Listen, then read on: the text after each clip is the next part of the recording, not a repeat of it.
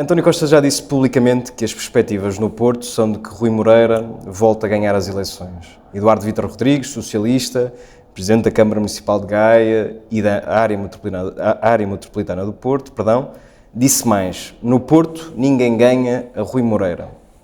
A sua candidatura é um proforma? Não, de forma alguma. Antes de mais, boa tarde.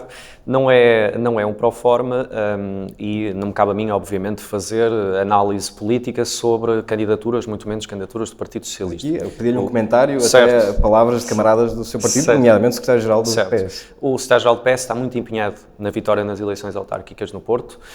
Ele quer uma vitória na cidade do Porto. Mas não parece acreditar muito nela. Ele esteve no distrito do Porto na apresentação de todos os candidatos, no caso em Vila do Conde, e eu ouvi as palavras do secretário-geral António Costa e, obviamente, o Partido Socialista, quando entra em qualquer eleição, em qualquer município do país, em qualquer freguesia do país, no caso das eleições autárquicas, entra para ganhar. E, portanto, não ganhar para o Partido Socialista é sempre uma derrota. Nós não fazemos essa avaliação. Então, como é que comenta as palavras de Eduardo Vítor Rodrigues? Dito isto, existem, obviamente, eleições que são mais fáceis e eleições que são mais difíceis. E não tem a ver especificamente com o atual incumbente da Câmara Municipal do Porto. Todos nós entendemos que um presidente em exercício que se recandidata a um terceiro e último mandato tem, pelo menos teoricamente, vantagem sobre quem entra nessa disputa, porque está no exercício do poder e porque, a partir do poder, consegue também, enfim, ter outro tipo de reforço da sua própria campanha eleitoral, muitas vezes, aliás, misturando aquilo que é o município, aquilo que é a sua campanha, enfim, como tem vindo a acontecer, na minha opinião, ao longo das últimas semanas.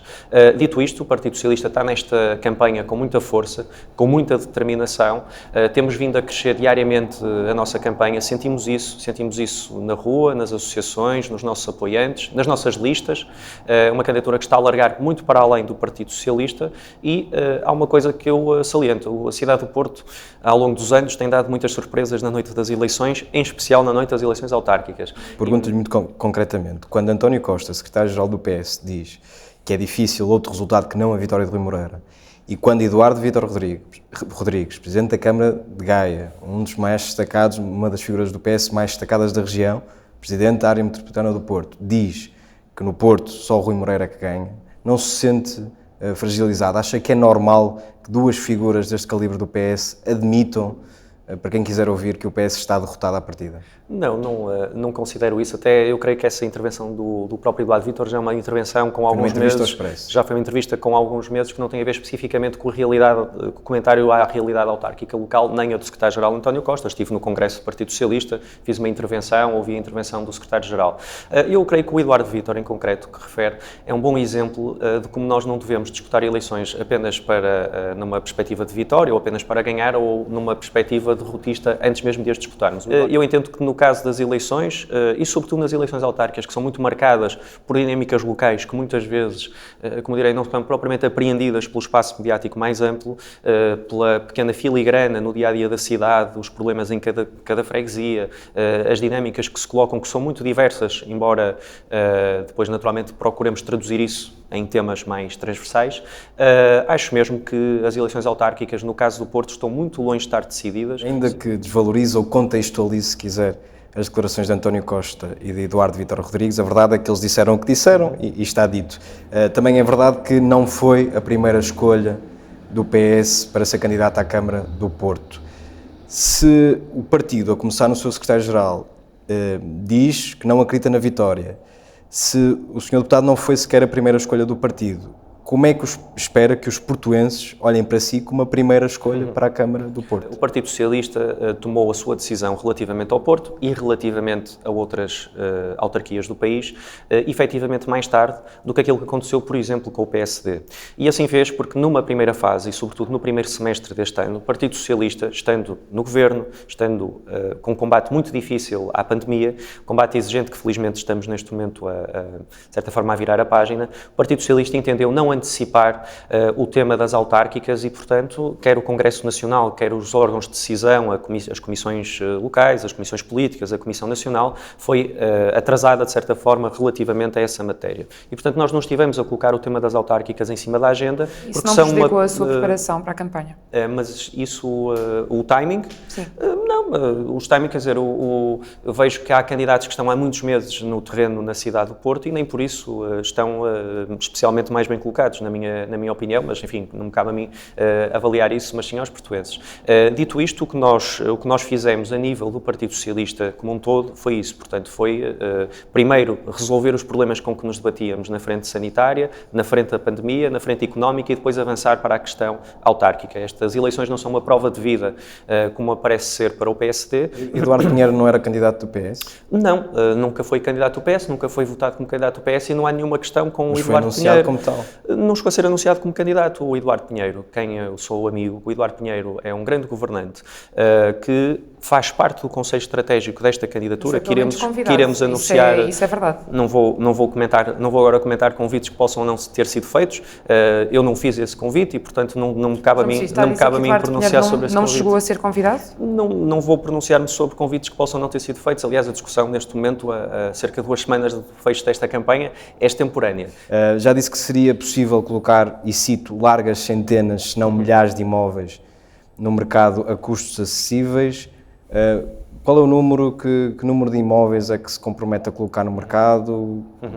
Relativamente aos números, é sempre difícil uma concretização de um número antes de termos os dados que neste momento a Câmara Municipal do Porto tem, para depois não dizerem que falhamos nas metas. O que eu antecipo como possível e execuível é a possibilidade de colocarmos durante os próximos 6 anos, não durante os próximos 4 a 6 anos, um projeto de médio prazo, 3.000 fogos de arrendamento acessível na cidade do Porto. Isto é custos acessíveis são esses? Qual é a bitola? Para que faixas da população? São várias questões, então se demora algum tempo a aprofundar, mas respondo a todas as questões. Primeiro, como é que isto é possível? Porque todos os candidatos, ou alguns candidatos, o Dr. Moreira não me parece que esteja muito virado para aí, o candidato mais à direita também não, mas há uma análise geral sobre os problemas da falta de habitação a custos acessíveis no Porto. É preciso primeiro ir ao diagnóstico. Os preços na habitação do Porto cresceram de forma brutal ao longo dos últimos anos. Cresceram muito acima do país, do distrito do Porto, de Lisboa, portanto, no Porto foi mesmo no ano passado o município onde o preço da habitação mais cresceu. Nos últimos 6 anos, a habitação no Porto, a mediana metro quadrado, cresceu 105%. O diagnóstico é mais ou menos conhecido. Perguntava-lhe... Mais ou menos porque o Dr. Moreira, falando do que estava a referir há pouco sobre a permanente obsessão com a criação de factos alternativos e com realidades mediáticas que não correspondem à realidade, consegue dizer que os números que demonstram um decréscimo da população do Porto correspondem, na verdade, a um aumento da população do Porto. Isto é extraordinário. Aliás, o Porto, nos 10 municípios mais populosos do país, foi o que mais perdeu habitação nos últimos 10 anos. E perdeu mais alojamento residencial, inclusivamente, do que habitantes. Mas também portanto, não perdeu os 20.000 habitantes que dizia ter perdido? Não, nos últimos 10 anos... 20.000 foi a arma de Porto. Não, nós tínhamos as estimativas que apontavam para uma perda e essa perda, se for alargada à última década, vai bater mais ou menos nesses valores. O que nós temos que ver é que nos últimos 4 anos nós perdemos 7.500 eleitores. Se nós vamos ver os dados indiretos, há aqui várias dinâmicas que se cruzam. No caso saldo natural, são cerca de 15.000 portuenses que deixaram a cidade. E, portanto, é preciso cruzar com vários dados. No caso da habitação, este diagnóstico implica uma mudança efetiva. Essa mudança pode-se fazer com várias estruturas de intervenção. Em primeiro lugar, nós temos a proposta de criar um banco municipal de terras e de imóveis. Existem muitos terrenos disponíveis, existem muitos imóveis disponíveis. Obviamente, nós não temos este inventário. Ele está disponível na Câmara, já o solicitamos, não nos foi oferecido, não nos foi fornecido. Mas existem muitos terrenos, muitos imóveis da Câmara Municipal do Porto que podem ser mobilizados para o programa de arrendamento acessível que tencionamos lançar e há pouco falamos dos valores. Um T1 não pode custar mais de 250 euros no Porto, um T4 não pode custar mais do que 600 euros na cidade do Porto e, portanto, entre uma coisa e outra temos as diferentes tipologias. Isto são valores adequados à realidade concreta ou pelo menos mais próxima daquilo que são os salários dos portuenses e os salários dos portugueses de uma forma geral. Nós não podemos ter arrendamento acessível que na prática não é acessível e precisamos ter casas disponíveis e imóveis disponíveis. Um segundo eixo passa por mobilizar património do Estado Central. Existe muito património do Estado Central, quer da Segurança Social, quer da Defesa, sobretudo, não só, mas sobretudo destes 2 ministérios, que existe na cidade do Porto e que pode ser mobilizado para este programa. Ele já tem sido, na verdade. Eu dou o exemplo do Monte Pedral. Monte Pedral foi um quartel aqui na cidade do Porto, com largos milhares de metros quadrados de construção. Disse que a TAP não está a servir devidamente os interesses da cidade.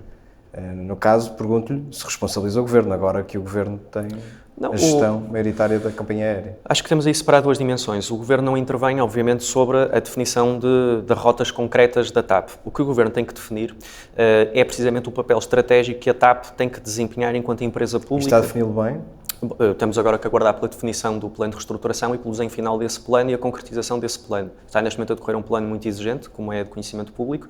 O que eu espero é que a TAP, enquanto empresa pública, como todas as empresas públicas, sirvam todo o país. Eu entendo, evidentemente, que a TAP, ao longo dos últimos anos, independentemente da componente acionista, não tem vindo a servir e a acompanhar como devia o aeroporto do Porto. Mas segundo dados do segundo trimestre publicados pela Autoridade Nacional da Aviação Civil, o número de passageiros transportados pela TAP no aeroporto do Porto fixa-se em 110 mil, o que corresponde a uma cota de mercado de 12%, cerca de 12%. Um valor mínimo, historicamente mínimo.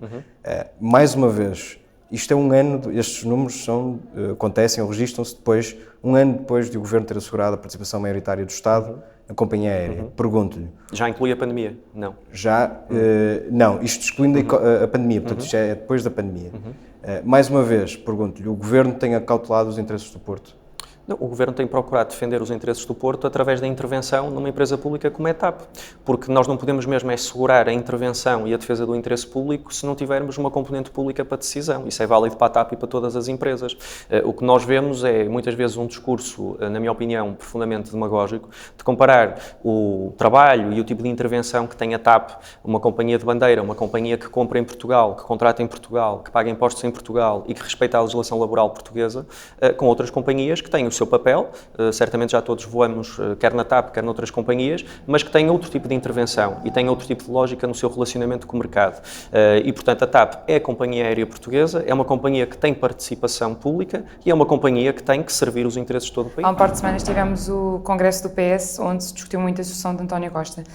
Acredita que seria importante para o país e para o PS ter António Costa recandidato em 2023? Há muitas figuras no PS que têm defendido. Com certeza, o Dr. António Costa tem feito um grande trabalho como Primeiro-Ministro. Eu vi muitas notícias sobre a sucessão do Dr. António Costa depois dele ter acabado de ser eleito novamente secretário-geral do Partido Socialista. Não foi tema que tivesse no Congresso, eu estive no Congresso com atenção, acompanhei o Congresso, vi muito debate sobre a sucessão, como aliás acontece quase sempre que há um Congresso do Partido Socialista, mas para bem do país, diria que é muito importante que o Dr. António Costa seja sucessor dele próprio e continue a trabalhar em prol do país e continue a fazer aquilo que tem vindo a fazer bem. Primeiro tivemos a recuperação socioeconómica do país, combate à pandemia e agora, novamente, uma recandidatura, sendo certo que, neste momento, essa avaliação está certamente a ser feita pelo Dr. António Costa. Acho que tem o apoio unânime de todo o Partido Socialista para isso e espero veementemente que o faça. Isto mesmo que isso signifique que Pedro Nuno Santos, de quem é próximo, tenha de esperar? Sim, essa questão do Pedro Nuno Santos, que é colocada também a miúdo, não está pura e simplesmente em cima da mesa. Portanto, nós temos um secretário-geral, temos um primeiro-ministro. Mas é natural que venha a estar. Não sei, enfim, venha a estar, mas quando? No imediato? Não existe nenhum tipo de diálogo? Não sabemos ainda qual é o timing de Pedro Nuno Santos, mas não acredita que seja um provável candidato de sucessor a António Costa? Não coloco, acho que essa questão não está mesmo em cima da mesa, nem haverá um tempo, que espero que esteja bastante distante, para que o PS encontre as suas soluções relativamente a essa matéria. Mas alguém melhor que Pedro Nuno Santos para assumir esse cargo? O PS, felizmente, é um grande partido que tem tido muitas... Já adivinhava que respondesse isso, mas vê alguém melhor, em melhores condições que Pedro Nuno Santos? Mas em melhores condições que Pedro Nuno Santos para? Pedro Nuno Santos, neste momento, é Ministro das Infraestruturas, está a fazer, na minha opinião, um grande trabalho. Eu sou amigo do Pedro Nuno Santos, reconheço-me na sua forma de intervir politicamente, reconheço-me na sua visão de sociedade e na sua visão para o Partido Socialista e, portanto, não há nenhum mistério, nem há nenhuma Quando chegar à altura vai apoiar Pedro Nuno Santos numa candidatura? Não se coloca. Não, essa questão não se coloca. Primeiro é preciso que essa questão se coloque, depois é preciso avaliar quem é que quer disputar essa hipotética eleição e depois as pessoas farão as suas opções em torno disso. Agora, eu gostava de deixar muito claro, não é uma matéria que neste momento esteja em cima da mesa para o Partido Socialista. O Partido Socialista está com no futuro, não é no imediato. Mas teve pena de não ouvir Pedro Nuno Santos no Congresso? Não deu um bocadinho a ideia de que a ala de esquerda do PS está adormecida?